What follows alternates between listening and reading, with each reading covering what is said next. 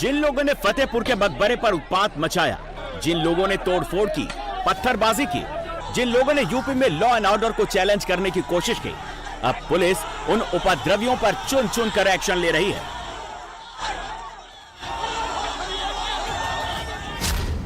Police ने पूरे मामले में कुल 160 पर एफआईआर दर्ज की है। इनमें 10 नामजद आरोपी और 150 अज्ञात लोगों के नाम हैं। इसके अलावा पुलिस ने आरोपियों की गिरफ्तारी के लिए कई टीमें गठित की हैं। एक दिन पहले फतेहपुर के मकबरे में जमकर बवाल हुआ था। हिंदू महासभा समेत कई हिंदू संगठनों के 2000 लोग ईदगाह में बने मकबरे में जमा हो गए। तोड़फोड़ की, मकबरे में भगवा झंडा लहरा दिया, मकबरे के अंदर पूजा की कोशिश की। इसके बाद मुस्लिम समुदाय के लोग वहां पहुंच गए, फिर दोनों तरफ से पथराव हुआ। बाद में जब पुलिस की टीम मौके पर पहुंची तो पुलिस वालों पर भी पथराव किए गए। मकबरे में पहले से पुलिस तैनात थी, लेकिन वो पूरे बवाल के दौरान तमाशबीन बनी नजर आई। बाद में कई थानों से पुलिस फोर्स को बुलाया गया। इसके बाद पूरे इलाके को खाली करवाया गया। फिलहाल पुलिस ने मकबरे में पीएसी की 3 कंपनियां तैनात कर दी हैं। 6 जिलों से फोर्स बुलाई गई है। सीनियर पुलिस अधिकारियों को मौके पर तैनात कर दिया गया है। पुलिस अब आरोपियों की धरपकड़ में जुट गई है। पुलिस ने एफआईआर में संपत्ति को नुकसान पहुंचाने और सामाजिक सौहार्द बिगाड़ने की धाराएं लगाई हैं। पुलिस ने जिन 10 नामजद लोगों को आरोपी बनाया है, उनमें धर्मेंद्र सिंह बजरंग दल, अभिषेक शुक्ला बीजेपी से जुड़े हैं, जबकि अजय सिंह जिला पंचायत सदस्य हैं। आरोपियों में देवनाथ धाकड़, पुष्पराज पटेल, ऋतिक पाल, प्रसून तिवारी और विनय तिवारी बीजेपी से जुड़े हैं, जबकि पप्पू चौहान समाजवादी पार्टी के कार्यकर्ता हैं।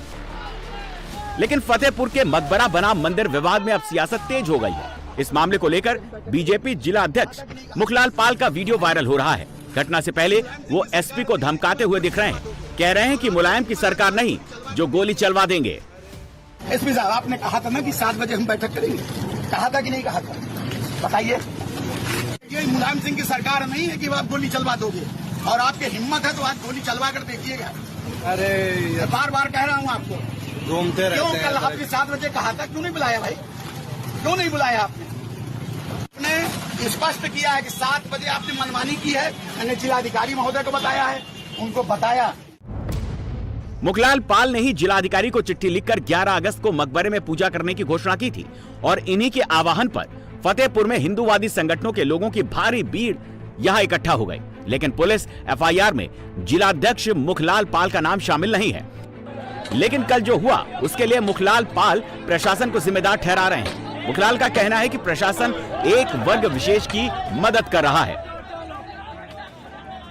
बिल्कुल लापरवाही थी और एक वर्ग विशेष के लोगों से वह लोग मिले थे। और एक मैं गंभीर आरोप जो लगा रहा हूं, ये सनातनियों का जो आक्रोश फूटा है, जन आक्रोश, वो है यह सब कार्यक्रम जो चल रहा था इन मीटिंगों के दौर, जब यह हो गया था कि सभी लोगों को कल एकत्रित होना था, तो जो मजार में चादरें थी वो नई वहां कैसे बिछ गई? जब पुलिस प्रशासन लगी थी तो वो नई चादरें कैसे? इससे संदेह होता है कि एक वर्ग विशेष लोगों को लोग सांठगांठ किए। तो जिला प्रशासन वर्ग विशेष लोगों को सांठगांठ कर रहा था। बिल्कुल नहीं, नई चादर उस पर कैसे चढ़ गई?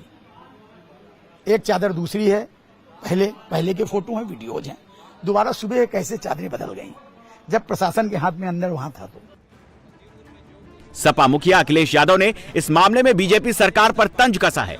अखिलेश ने एक्स पर पोस्ट करते हुए लिखा कि फतेहपुर में घटी घटनाएं तेजी से खत्म होती बीजेपी की निशानी है।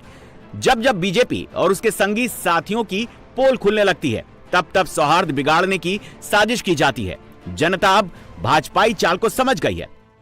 कुछ भाजपा के नेता हैं जिनकी अध्यक्षता जाने वाली है। बिल्कुल मैं सही बात आपको बता रहा हूँ, जिनकी अध्यक्षता जाने वाली है, और कुछ लोगों की चली भी गई। और दूसरी चीज़, ये मकबरे के पीछे ईदगाह है और इसमें पूरे में तकरीबन 10 से 11 बीघे की ज़मीन है। तो पहला डर तो उनको इस बात का है कि वो इस हिंसा को भड़काकर हिंदुओं को अपने सपोर्ट में करके वो अपनी अध्यक्षता को बरकरार कर लेंगे। और ये भी वो लोग हैं जिनके ऊपर 50-60 लाख की चोरी का इल्ज़ाम लगा है।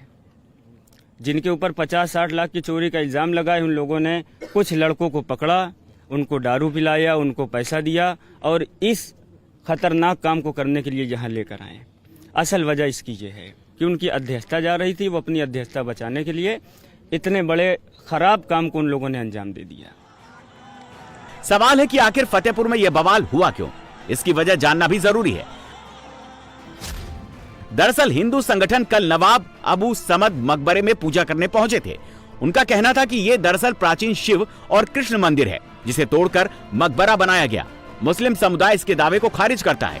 मुस्लिम समुदाय के मुताबिक यह मकबरा करीब 500 साल पुराना है और सरकारी रिकॉर्ड में यह भी दर्ज है, लेकिन हिंदू समुदाय का दावा है कि इस मकबरे की दीवारों पर त्रिशूल और कमल के फूल अंकित हैं, जो हिंदू मंदिर होने की निशानी है। वहीं तनाव के बीच फतेहपुर के एसपी के मुताबिक अब हालात पूरी तरह से काबू में हैं। देखिए, जो लोग इसमें शामिल थे उन लोगों को पहचान करके उन लोगों के खिलाफ एक FIR कोतवाली थाने में दर्ज की गई है। जो 10 लोग इसमें नेम्ड हैं और 150 लोग करीब इसमें अज्ञात हैं।